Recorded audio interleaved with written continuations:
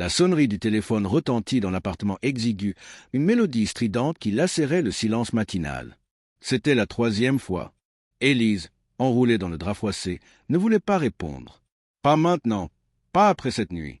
Le soleil matinal, timide, filtrait à travers les rideaux fins, projetant des motifs de poussière dans l'air. L'odeur de pain grillé et de café, réconfortante, flottait encore dans le petit salon de son appartement à Montmartre, un vestige d'un moment de paix avant que le chaos ne s'installe. Elle ferma les yeux, cherchant à s'accrocher à ces instants, à ces miettes de normalité. Mais la réalité était une lame froide. Il y avait le poids de ce qui s'était passé, une chape de plomb sur sa poitrine. Un événement dont elle ne parlait à personne, pas même à sa meilleure amie, Cécile, à Lyon. Cécile, qui, elle, était la reine de l'organisation, avec sa vie tracée au cordeau. Le téléphone cessa de sonner. Une courte pause, puis une notification WhatsApp apparut sur l'écran, éclairant la pièce d'une lueur bleutée. C'était un message de son agence de nettoyage, Propreté Élégance. Le message était bref et direct. Rendez-vous à 10 heures. Monsieur Dubois, quartier des affaires. Ne soyez pas en retard. Élise laissa échapper un soupir de frustration. Elle avait besoin de ce travail. Les factures s'amoncelaient et la petite épicerie fine de Bordeaux, où sa mère travaillait, traversait des difficultés. Ses parents comptaient sur son aide. Elle se leva, le drap glissant de ses épaules, pour révéler ses bras minces marqués par la fatigue. Elle se dirigea vers la petite salle de bain. Le miroir lui renvoya l'image d'une jeune femme aux yeux cernés, le visage pâle. Elle se rappela des mots de sa grand-mère, une femme sage qui vivait dans un village paisible près de Toulouse. Le courage, c'est comme le vent, ma chérie. Il souffle quand tu en as le plus besoin. Elle enfila son uniforme, un simple polo blanc et un pantalon noir. L'uniforme de la servitude, pensait-elle avec amertume. Elle s'attacha les cheveux en une queue de cheval serré, ramassa son sac à dos et sortit, sans même prendre le temps de déjeuner. Le métro était bondé, rempli de gens pressés, de visages anonymes. Le tumulte parisien, si familier, était aujourd'hui un bruit de fond lointain. Elle se sentait isolée, une île au milieu d'un océan d'indifférence.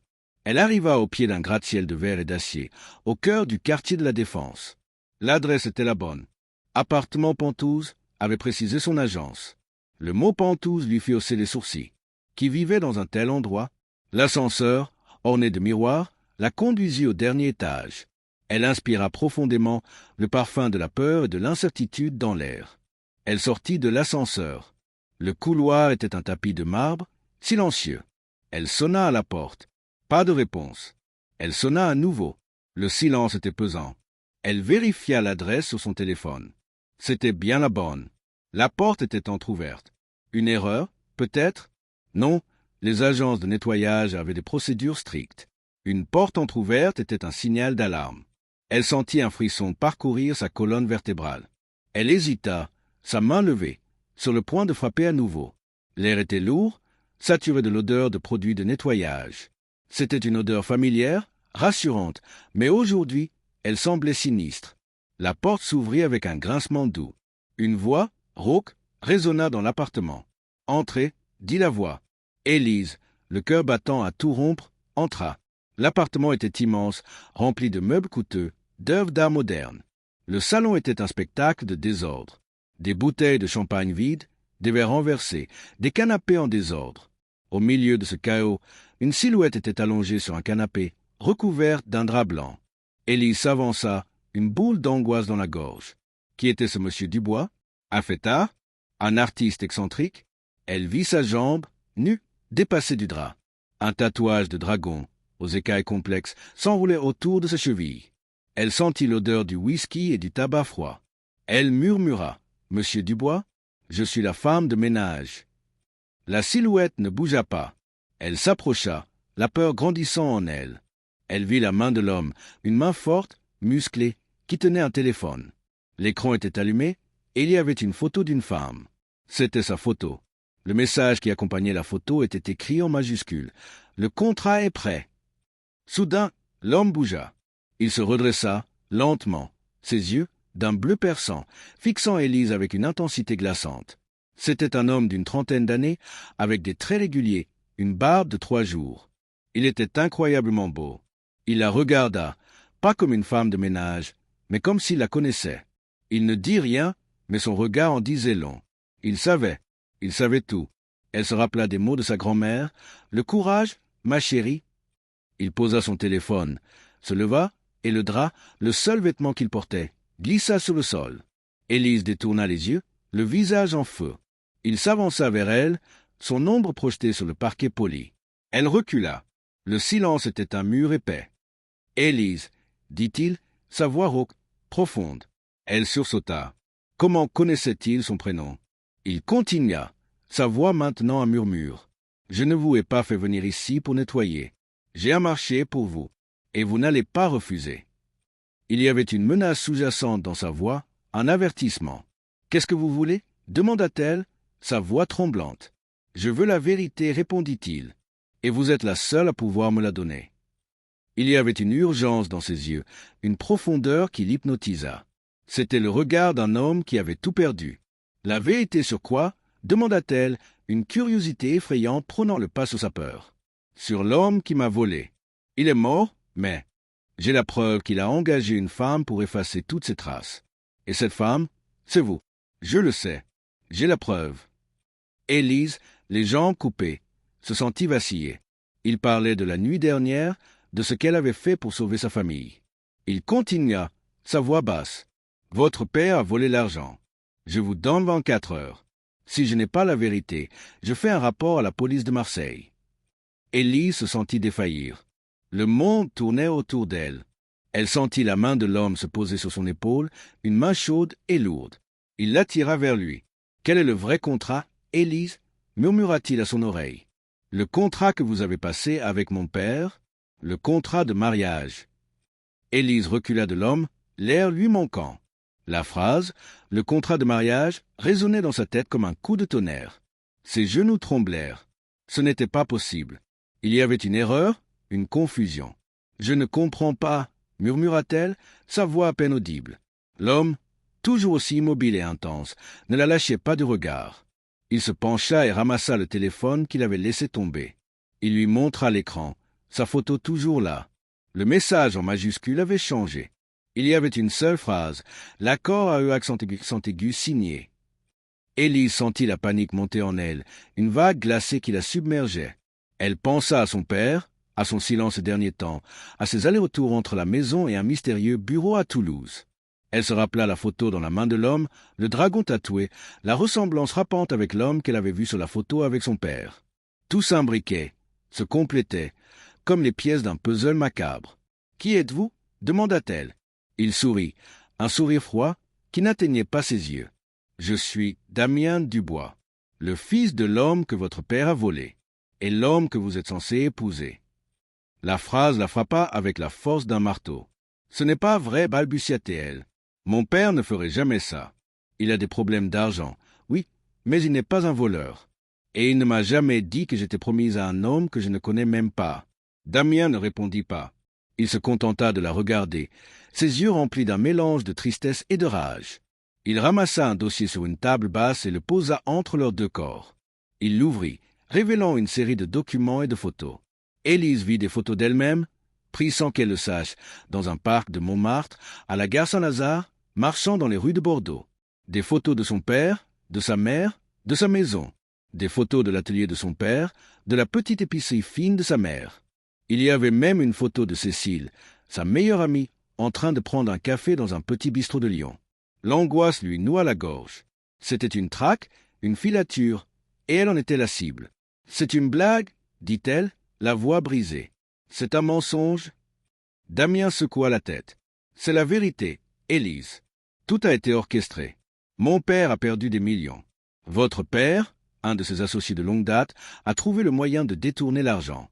Mais il y avait un problème. Mon père, enragé, a trouvé votre père.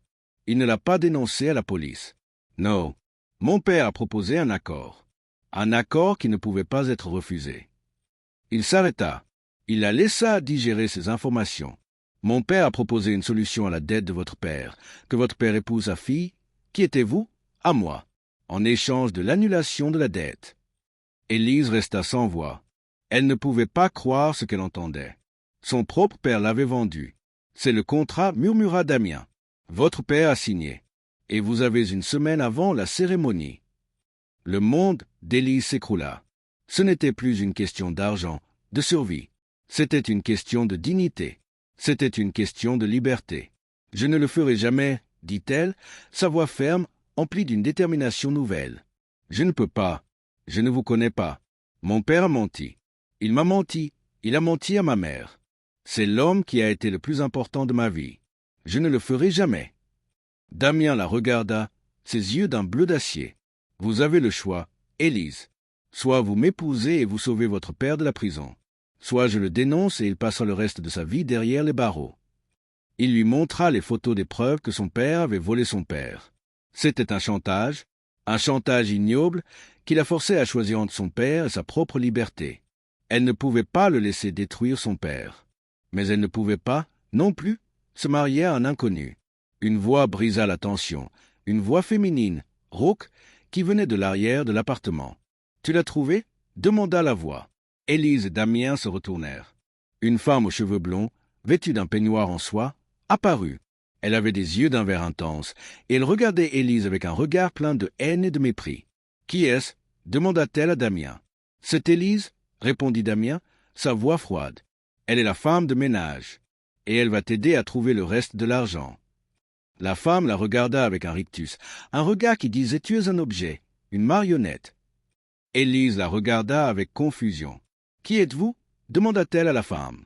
La femme sourit, un sourire cruel et moqueur. « Je suis Clémence, la fiancée de Damien. L'accord a été signé, mais il manque encore un élément. Le contrat entre moi et votre père. » La femme pointa du doigt un autre dossier sur la table basse, à côté de celui que Damien avait ouvert. « Dans ce dossier, il y a les preuves que je n'ai pas pu effacer. C'est pour ça que votre père a fait un marché avec le mien. Il m'a promis de me livrer son secret. » La femme s'approcha d'Élise. Elle murmura, sa voix une menace. « Si tu ne m'aides pas à trouver ce qui manque, je fais en sorte que ton père pourrisse en prison et que ton mariage avec Damien ne soit jamais annulé. » Élise se sentit vaciller. Il y avait non seulement le marché de Damien, mais aussi un autre marché, plus sombre, plus terrible. Un marché de vengeance, de trahison, de chantage. Un marché que son père avait fait avec cette femme. « Que me voulez-vous » murmura Élise. « Je veux la vérité sur l'argent que ton père a pris. Et je veux que tu m'aides à trouver la personne qui a effacé les preuves. La seule personne qui peut me donner la vérité, c'est toi. Et pour ça, tu dois te marier à Damien et me livrer le secret. » Elle regarda les deux personnes qui se tenaient devant elle. Damien, avec son regard d'acier. Clémence, avec son sourire cruel. Elle réalisa qu'elle était prise au piège d'une toile d'araignée. Le sort de sa famille était entre ses mains. « Qu'est-ce que vous me demandez de faire » murmura-t-elle. Clémence sourit, ses yeux brillant d'une lueur malveillante. « Je veux que tu me livres le secret de ton père. Et je veux que tu me livres la personne que ton père a engagée pour faire disparaître les preuves de son crime. Cette personne, c'est ta mère. » Élise se sentit vaciller. Ses mains devinrent moites, son cœur se serra dans sa poitrine. Le monde autour d'elle se réduisit à un murmure lointain. « C'est impossible, » murmura-t-elle. « Ma mère n'a rien à voir avec tout ça. Elle n'est même pas au courant des affaires de mon père. » Clémence éclata de rire, un son sec et sans joie. « Tu penses que la femme qui gère une petite épicerie fine de Bordeaux n'a aucune idée de ce que fait son mari? Penses-tu vraiment que ton père a pu effacer toutes ces preuves sans aide?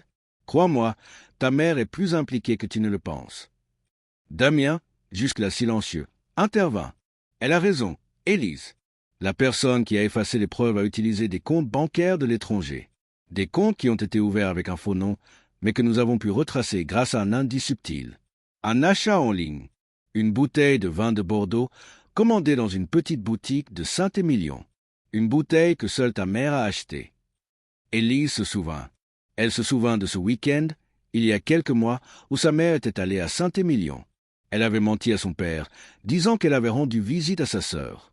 Mais en réalité, elle était allée faire un achat qui a été une partie de la preuve. La femme qu'elle croyait connaître, la femme qu'elle aimait, avait menti. Sa mère était la complice de son père, et elle l'avait aidé à effacer les preuves du crime. « Tu vois, » dit Clémence avec un sourire moqueur, « tout est lié. Le contrat de mariage, les dettes de ton père, le voyage de ta mère à Saint-Émilion. Tout a été orchestré pour te livrer à nous. Et tu es notre dernière chance de récupérer l'argent. » Élise baissa la tête, le désespoir la submergeant. Elle était le pion d'un jeu macabre, une marionnette manipulée par les uns et les autres. Elle se sentit trahie par les deux personnes qu'elle aimait le plus, son père et sa mère.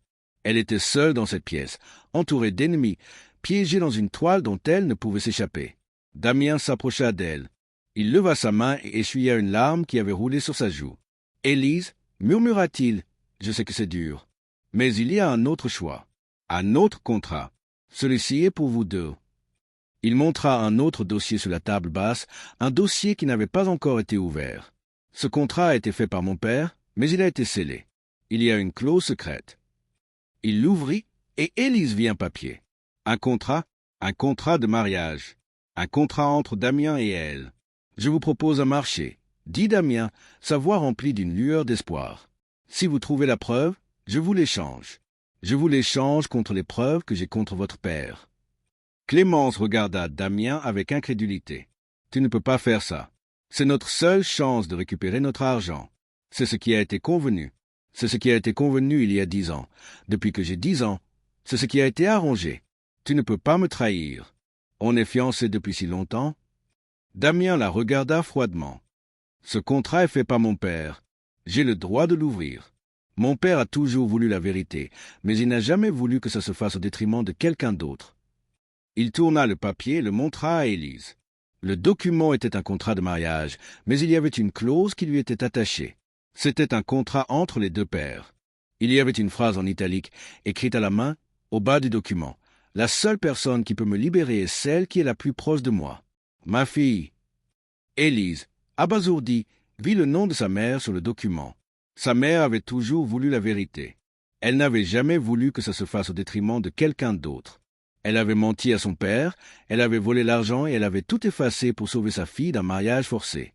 Elle avait sacrifié sa propre liberté pour la liberté d'Élise. Le vrai contrat n'était pas un contrat entre Élise et Damien. C'était un contrat entre leur père et leur mère. C'était un contrat d'amour. Un contrat qui avait été écrit pour sauver sa fille. C'est la fin du premier épisode. Que pensez-vous de ce début? Laissez un commentaire et n'oubliez pas de vous abonner pour ne pas manquer la suite.